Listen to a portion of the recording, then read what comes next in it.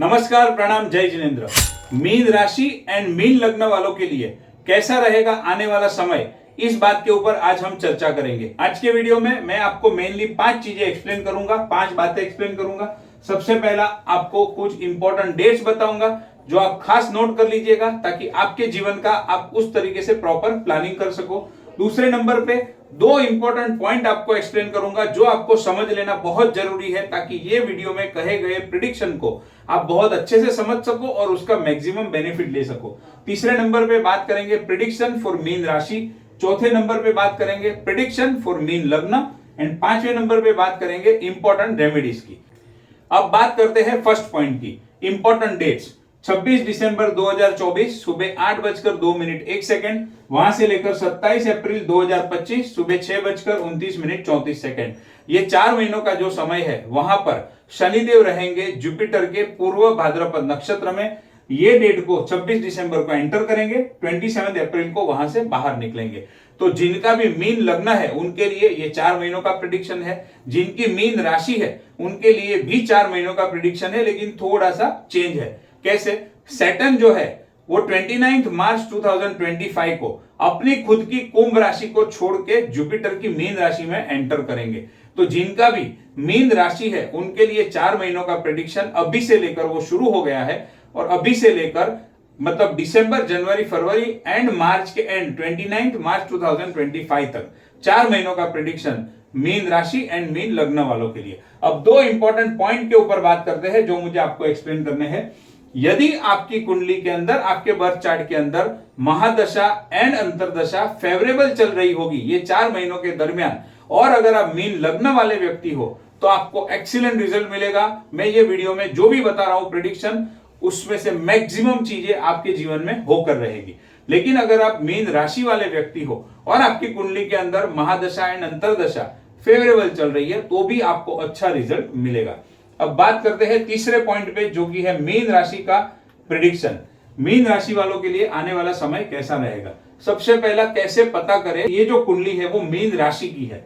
तो सबसे पहले अपनी कुंडली लीजिए, उसमें ये जो 12 के 12 घर होते हैं उसमें चेक कीजिए कि ये 12 नंबर कहां पे लिखा है। 12 नंबर, ये 12 के 12 जो घर है उसमें कहीं पर भी लिखा हो सकता है, लेकिन जहां पर भी 12 नंबर लिखा हो वहां पे या फिर मून या चंद्र या लग्न ऐसा लिखा हो तो समझ जाइए कि आप मीन राशि वाले व्यक्ति हो। तो यहां पर मैंने मीन राशि के हिसाब से कुंडली रेडी कर दी है और अब हम देखते हैं प्रेडिक्शन। मीन राशि वालों के लिए सैटर्न का जो गोचर है वो अपनी राशि से 12वें घर के अंदर हो रहा है। आमतौर पे 12th हाउस को हम थोड़ा सा नेगेटिव कंसीडर करते हैं और सैटर्न यहां पर होने से क्या होगा, सबसे पहला आपके खर्चे जो है वो बहुत बढ़ जाएंगे। अगर आपको खर्चे कम करने हैं तो जैसे ही आपके पास पैसे आते हैं तुरंत उसको कहीं ना कहीं इन्वेस्ट कर दीजिए, अदरवाइज वो पैसा खर्चा हो जाएगा। दूसरा जो है 12th हाउस वो फॉरेन कंट्री का है, तो जिनको भी विदेश जाना है उनके लिए अच्छा योग है। अपने घर से दूर कोई बिजनेस की अपॉर्चुनिटी मिल रही है वहां पर जाना है तो बहुत बढ़िया योग है।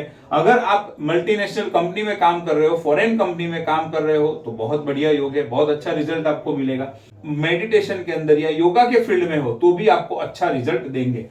अब कॉम्बिनेशन क्या बना 2 एंड 12 का, यानी सेकंड हाउस किस चीज का है, बैंक बैलेंस का है, धन का है। 12th हाउस किस चीज का है, या तो खर्चे का या तो इन्वेस्टमेंट का। पैसा आते ही इन्वेस्ट कर दिया तो खर्चा नहीं होगा, पैसा आते ही खर्च कर दिया तो इन्वेस्ट नहीं हो पाएगा। और यहां पर ये महीने के अंदर आपको विदेश से धन प्राप्ति के योग है। तो अगर आपका बिजनेस या आपका जॉब अगर विदेश से जुड़ा हो, यानी मल्टीनेशनल कंपनी, फॉरेन के क्लाइंट, तो आपको विदेश से बहुत अच्छी इनकम प्राप्त होने के सोर्स बन रहे हैं, योग बन रहे हैं। उसी तरीके से सेकेंड हाउस होता है कुटुंब का, तो फैमिली में कोई मेंबर का एडिशन भी हो सकता है, चाहे विवाह का प्रसंग हो या फिर चाहे संतान का बर्थ हो। उसी तरीके से शनिदेव यहाँ 12th हाउस में बैठ के आपके 6th हाउस को भी देख रहे हैं, 6th हाउस को भी एक्टिवेट कर रहे हैं।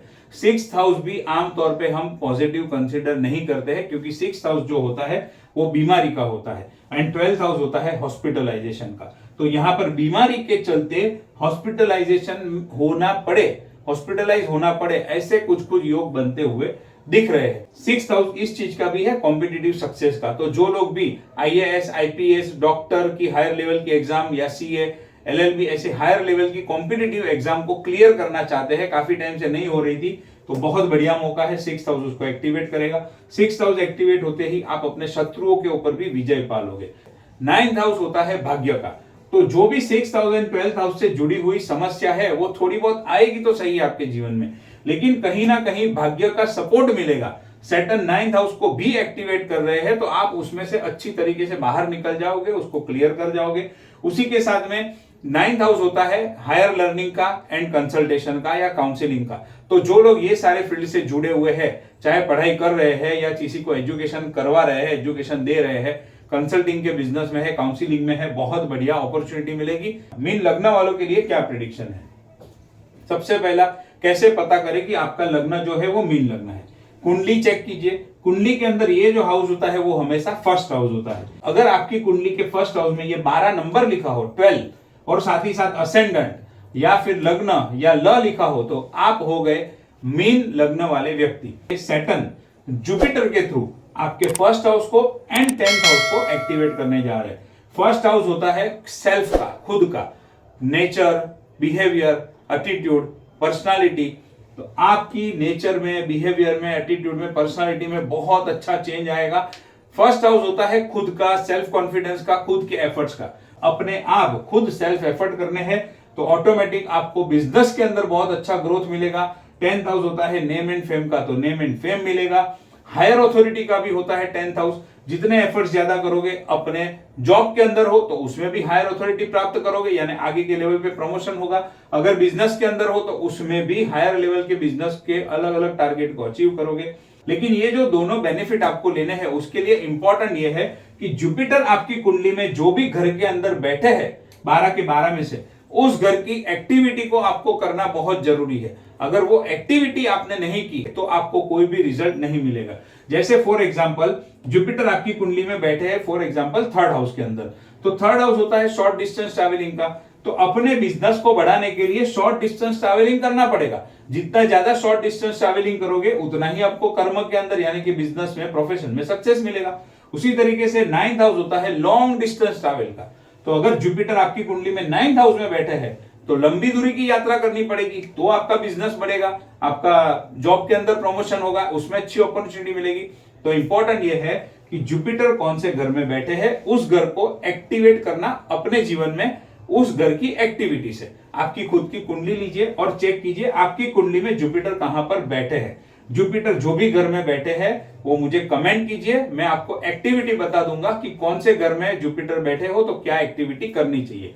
यहां पर अगर 12 के 12 घर का बताया तो वीडियो थोड़ा लंबा हो जाएगा, खास कमेंट कीजिए। चलिए अब बात करते हैं रेमेडीज के ऊपर। भी आपको बातें बताई है वो आपके जीवन में सहजता से आपको प्राप्त हो रही है, तो आपको कोई रेमेडीज करने की जरूरत नहीं है। लेकिन अगर उसमें थोड़ी हर्डल, ऑब्स्टेकल या कुछ दिक्कत आ रही है तो आप हर गुरुवार को गरीब लोगों को केले खिला सकते हो, बनाना डोनेट कर सकते हो, येलो कलर की चना दाल उनको डोनेट कर सकते हो। आपके जीवन के स्पेशल ओकेजन जैसे बर्थडे और एनिवर्सरी या फैमिली मेंबर की किसी बर्थडे या एनिवर्सरी पे आप उनको येलो कलर के कपड़े गरीब लोगों को खास डोनेट कर सकते हो, उनको जलेबी खिला सकते हो। उसी के साथ साथ में अगर आप हिंदू धर्म के हो तो ओम गुरुवे नमः ये मंत्र की 3 माला हर रोज करनी है, गुरुवार को 21 करनी है।